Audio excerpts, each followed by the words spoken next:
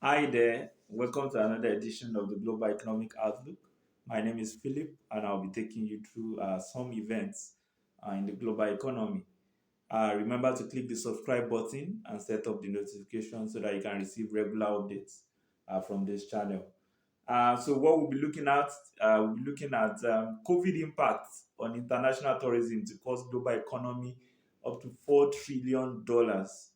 uh, and then we'll be looking at some infrastructure investors who have bid up to $17 billion for Sydney Airport.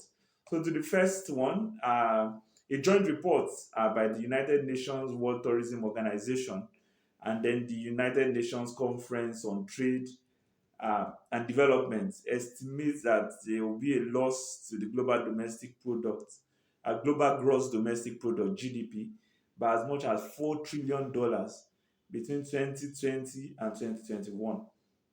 Now, the breakdown tries to break down that in 2020 there was a loss of about $2.4 trillion as a result of the impact of COVID-19 on movements on tourism, and that the global economy lost $2.4 trillion. And even though the reports estimate that there might be something similar this year, which will bring the total to about $4 trillion, the chances are that it might not be as high because the rate of COVID vaccination has really increased and countries are beginning to ease uh, lockdown restrictions, which means that it might not be as high as initially estimated. But see, here we show you the chart. There's a chart which shows the GDP losses by country due to pandemic related reduction in tourism is an estimate for 2021. So Turkey tops that list with 9.1% loss. Then you have Ecuador, South Africa, Ireland, Switzerland, South Korea, Australia, New Zealand, and United Kingdom, France, and Norway. So that's it for that, but it's likely that the loss will be much lower.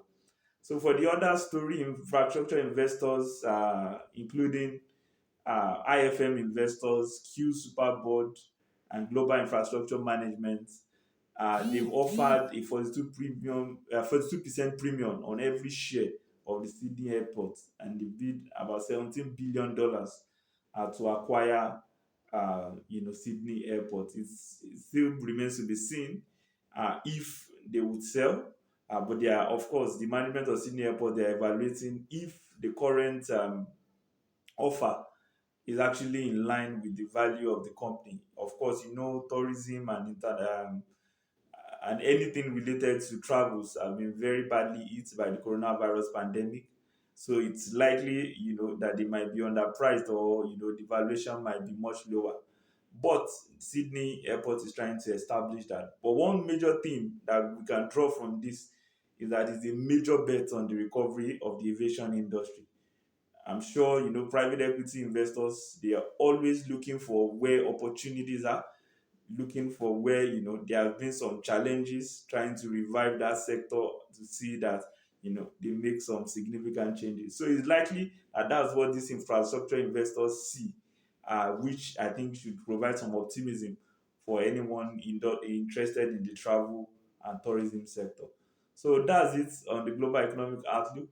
We'll be back next time with another edition. Remember to click the subscribe button and set up the notification channel. See you then.